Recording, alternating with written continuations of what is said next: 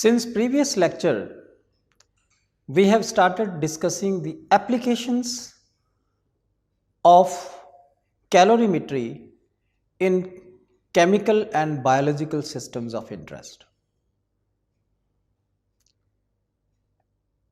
We also recognized that even though calorimeters have been there since 18th century, but the recent developments in the technology has led to measurements of heats to a very small value. Therefore, it has become possible to address the systems of biological interest in which the heat changes are very small. We will now continue our discussion on differential scanning calorimetry in this chapter. As I just mentioned, differential scanning calorimetry is a very powerful technique and a very important technique in elucidating the nature of transitions. Any transition, it need not be a transition in biological systems, for example in proteins. It could be a solid melting transition, vaporization transition. Calorimetry can be used to address these transitions in a quantitative manner. But in this lecture, let us focus our discussion on micro differential scanning calorimetry, specifically applied to biological systems of interest. And as I mentioned in the previous lecture, that the calorimeters may vary, differential scanning calorimeters may vary from company to company or from requirement based. But the principle of differential scanning calorimetry remains same. Let us take a look at the first slide.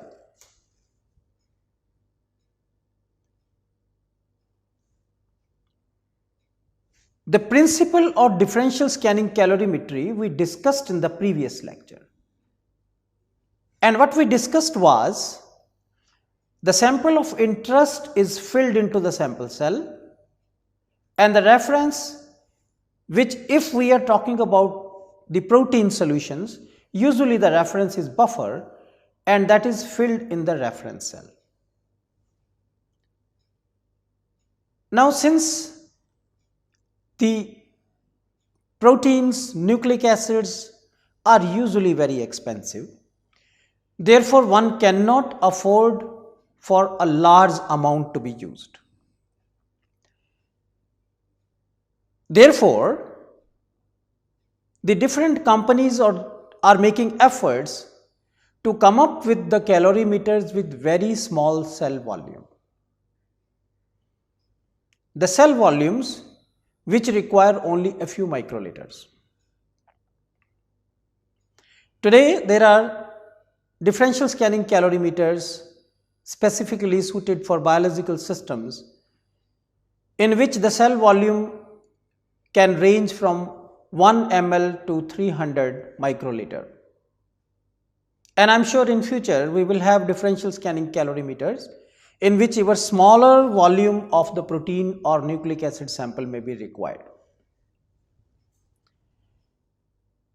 And then we talked that what is measured is the differential power which is added to maintain delta T0 between the cells, and we went on to discussing that when the protein sample is heated, we get a transition.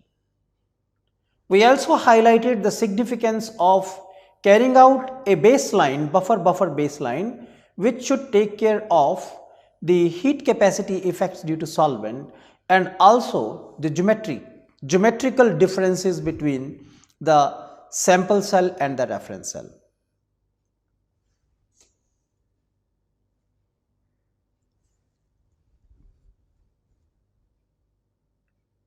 The design of the sample cell and the reference cell can make a big difference. In one of the previous lectures, I showed that in differential scanning calorimetry,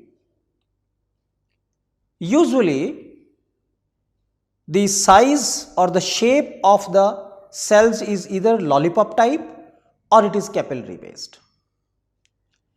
What kind of shape should be preferred? If we are talking about the folding unfolding transitions in proteins, and if we are interested in thermal unfolding of proteins, let us recognize that the laws of equilibrium thermodynamics can be applied to reversible systems. And therefore, if we want to ensure the reversibility of the unfolding process, reversibility of the unfolding process, I mean when you unfold the protein and then you lower the temperature, it should be able to fold back. And therefore, if we want to ensure the reversibility, then once the protein unfolds by means of temperature, it should not lead to any aggregation, any form of aggregation. And that is why you do not want the sample to be exposed to a large surface area which should nucleate the formation of aggregation.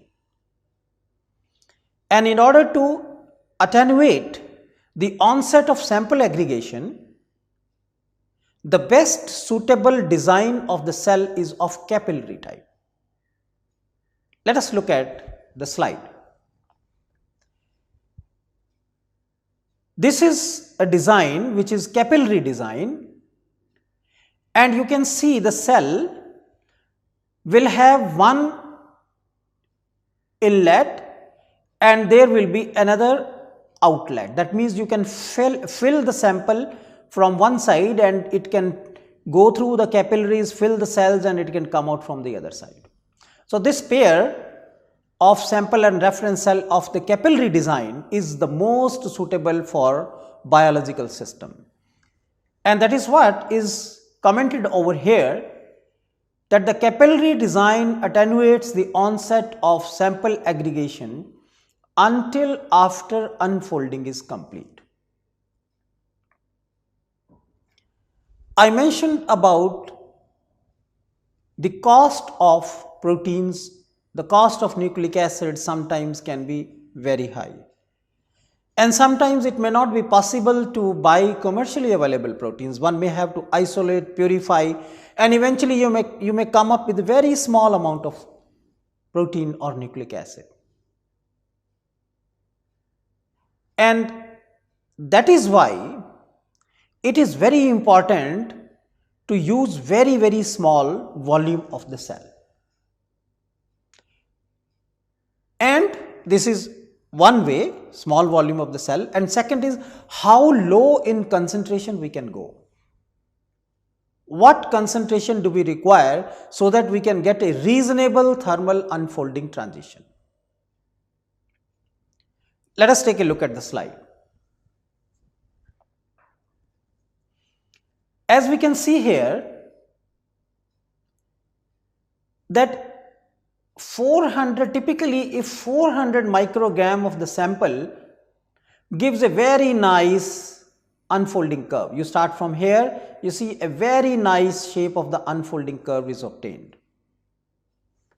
And as you keep on reducing the amount of the sample, even 2 microgram of the sample is good enough to at least give us an information on at least very accurately the transition temperature, the Tm, the temperature where heat capacity is maximum. I will discuss more about this. So, this transition is very beautiful, and you see the transition is fairly good. Even if one take 10 microgram of the sample, 5 microgram, some noise starts setting in.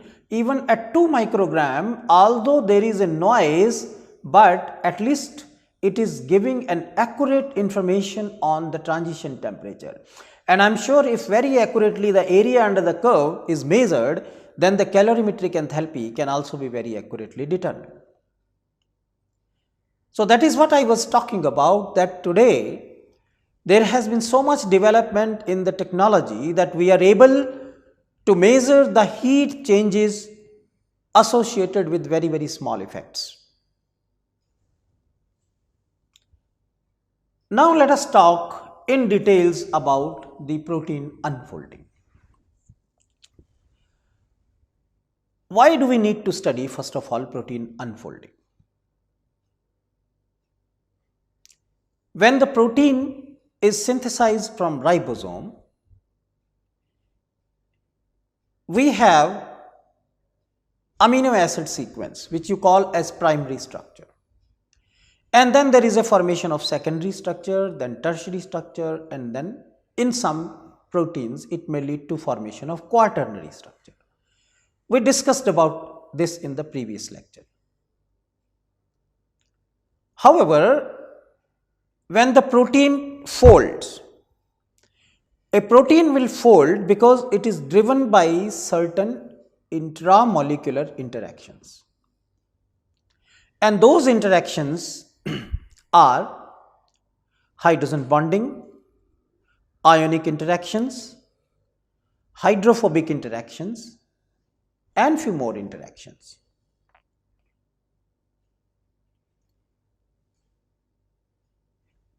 Protein folding is a very fast process. You need very fast techniques. However, an alternate method will be that you try to find out what is hiding inside, that what is holding the protein together. That means you unfold the system and try to find out what was holding it together. And that is what differential scanning calorimetry is used for when it comes to study the protein folding unfolding. What you do in differential scanning calorimetry, you heat the sample, you heat the protein, and when you heat the protein, the forces which are holding the protein conformation together start getting weakened, and at some point it will open. And we have to devise the mechanism, we have to design the experiments to find out what forces have been responsible for holding the protein conformation, protein structure together. And differential scanning calorimetry has played a large role in understanding the various forces which hold the protein together. Let us take a look at the slide. In this slide, we are interested in understanding the thermal unfolding of the protein from native state to unfolded state. And let us discuss how differential scanning calorimetry can be successfully applied to study this.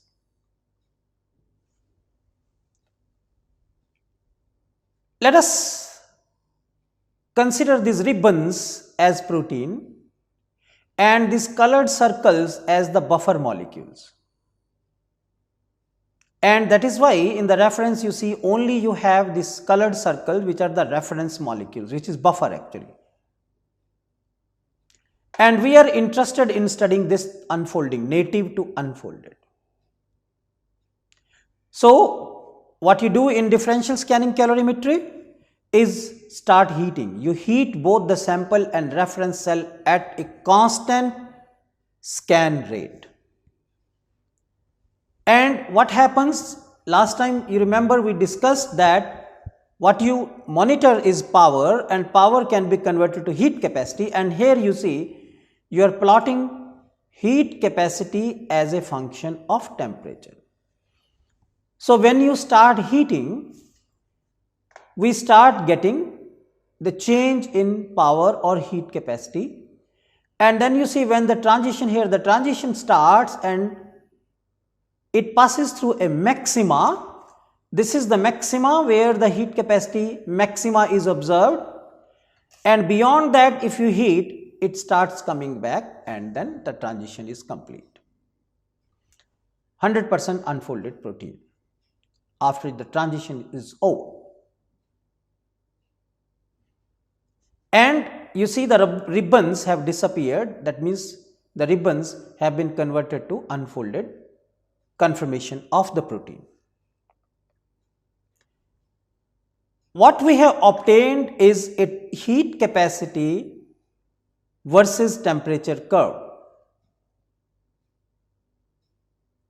And we have to extract the thermodynamic information from this heat capacity versus temperature transition curve. Let us see how do we get that information. First of all, enthalpy of thermal unfolding. We have thoroughly discussed the meaning of heat capacity and its connection with the change in enthalpy.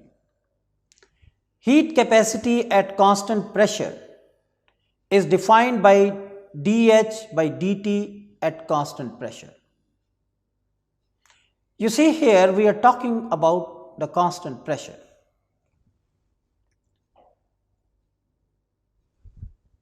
When an experiment is designed to be done on a differential scanning calorimeter,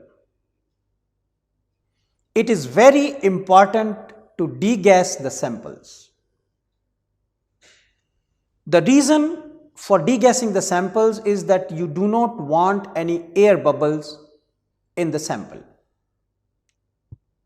because in differential scanning calorimetry you heat the sample, and when you heat the sample and if there is air trapped, if there are bubbles in the sample, then the heat capacity will be largely affected, because heat capacity of the liquid and heat capacity of air is very different, and if the bubble come up you will get huge disturbance in your differential scanning calorimetric output profile. And that is why the sample and reference cells of the differential scanning calorimeters are pressurized.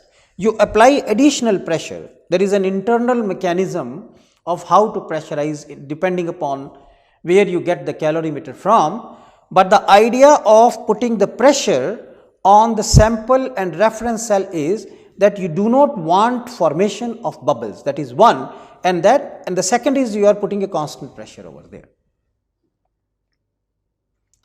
So let us look at the definition of Cp is dH by dt at constant pressure, which I can rearrange and write that delta H is equal to integration Ti to Tf Cp dt. This also we have discussed many times. And I will tell you why I am putting Cal as subscript over here. What we have is we get this kind of, this is the transition curve. And this is the, I would say, the excess heat capacity. Why? I can also call this as excess heat capacity, because you are subtracting the protein buffer scan from the buffer baseline. So this is an outcome of this minus this. That means this heat capacity is the value of heat capacity over and above the buffer baseline. So therefore, if I choose the integration limits, let us say I choose this as Ti and I choose this as Tf, then the value of the integral can be area under the curve between Cp versus, or between Cp and T, or Cp versus T within the limits Ti to Tf. And that is what is shown over here. If I choose this as Ti and this end as Tf, then the area under this curve within this baseline and the overall heat capacity versus temperature curve between these two limits will be equal to delta H, and Cal subscript I am putting because this is calorimetrically determined value of heat capacity. There is no assumption in this. What you are, let's look at the slide. What you are getting is it is a completely experimental curve with no assumptions made, and the area is the calculated area with no assumptions made. Therefore, this delta H is the true enthalpy of unfolding, and let us label this as delta H Cal, calorimetric enthalpy. And I will soon discuss with you that why there is a slope associated in the beginning, and why finally also you see some slope, and why this heat capacity variation and this heat capacity variation do not have the same slope. Why the slope differs, why the heat capacity here is higher than the value of heat capacity. These all we are going to discuss in the future lectures. But let us continue our discussion on what parameters are available from this complete differential scanning calorimetric output.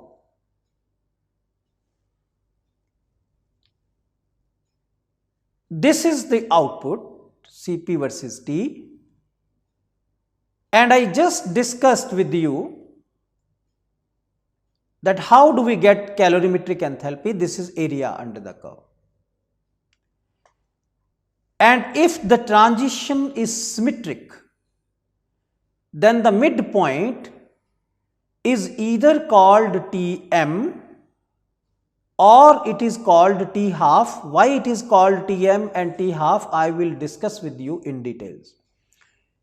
In one of the previous lectures, you remember I labeled this as Tm, that is the temperature where heat capacity is maximum. Now, we are talking about this reaction, native to denatured reaction. You are heating the protein from the native state and taking it towards the denatured state.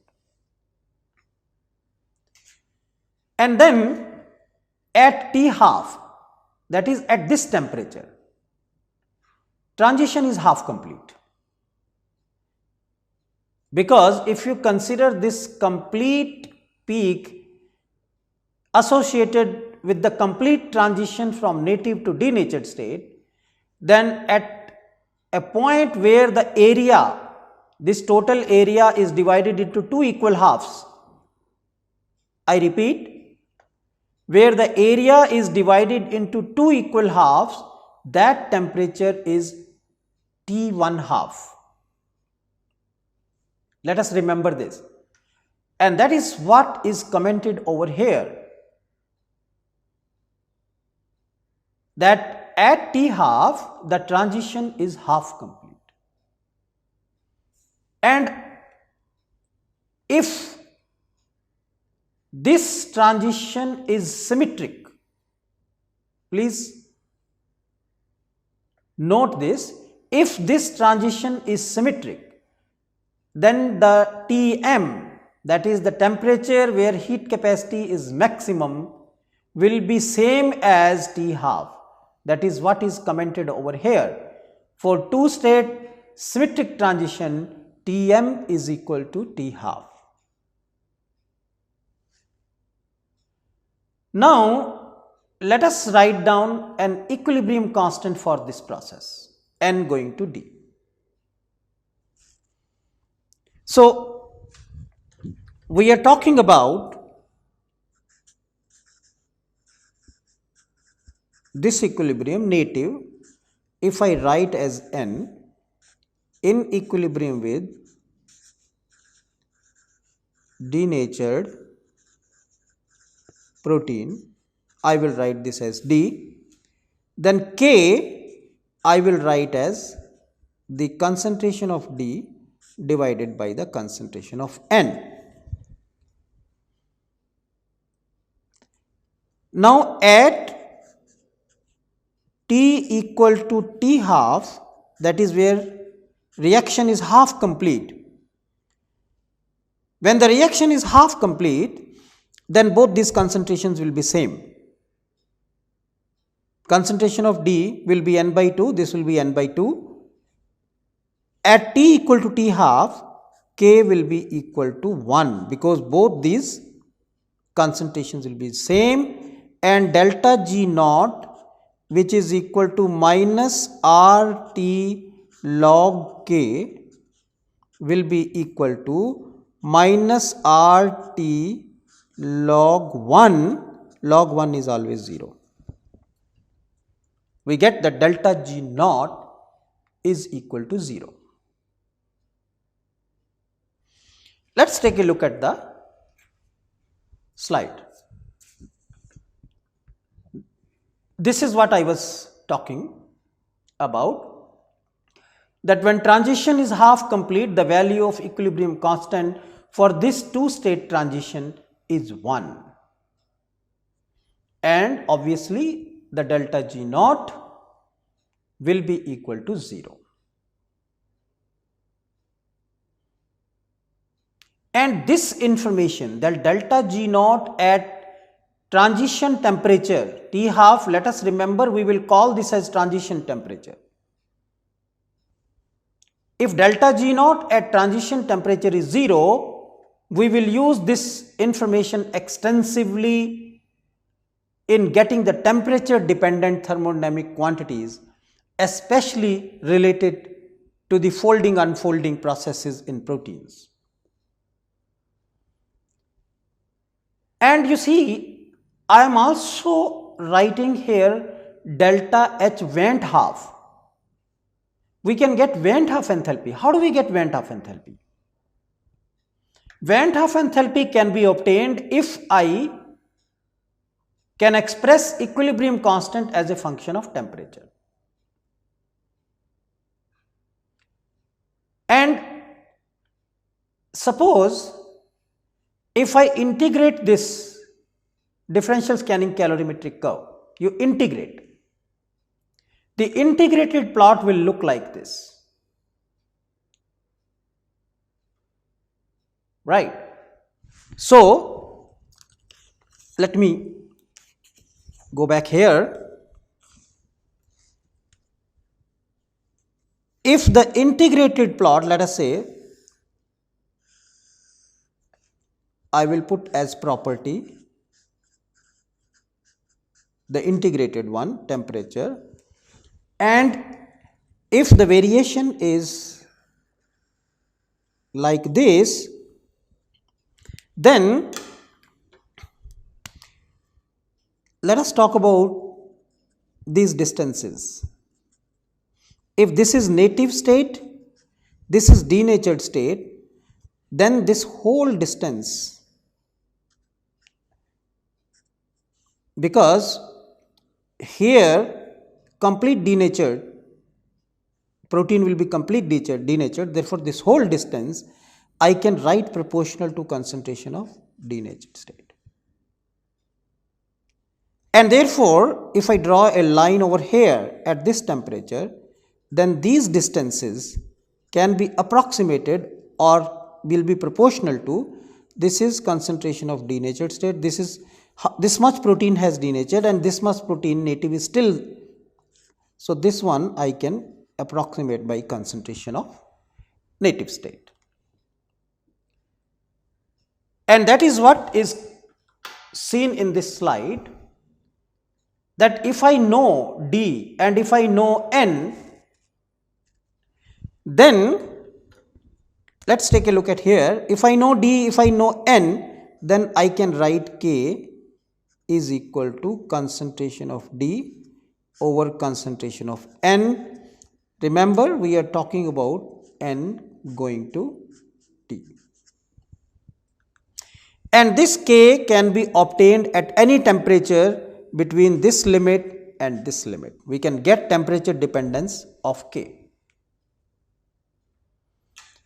Let us go to slide, and if I have the temperature dependence of K, I can get Vent half enthalpy. and this vent of enthalpy depends upon the shape. That is why the arrow is pointing out on the shape of the DSC curve, because the integrated form, the shape of the integrated form will depend upon the shape of the differential scanning calorimetric output. And vent of enthalpy, that is Y, which is obtained from the temperature dependence of equilibrium constant, will depend upon the shape and hence will depend upon the shape of the differential scanning calorimeter. And the difference in the heat capacity of denatured state and native state is delta Cp, change in the heat capacity. Delta Cp can be calculated from Cp denatured minus Cp native. This delta Cp is also very important and gives lot of information that we will discuss in future.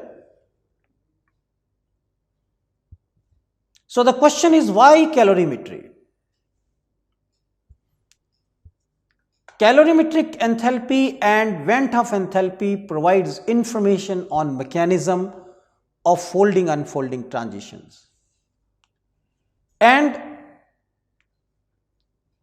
from the differential scanning calorimetric curve, we can get calorimetric enthalpy, we can get vent of enthalpy, and the ratio of the two provides information on mechanism of the unfolding process. So you see, what we have started now appreciating, that not only we are getting the numbers, but we have started connecting the information which is available with the mechanism. So in this lecture, what we discussed is how to obtain these quantitative thermodynamic parameters associated with the protein unfolding, that is transition temperature, calorimetric enthalpy, vent of enthalpy. And now we have started appreciating that the calorimetric enthalpy and vent of enthalpy comparison can give us information about the mechanism of the unfolding process, and this we will discuss in details in the next lecture. Thank you very much.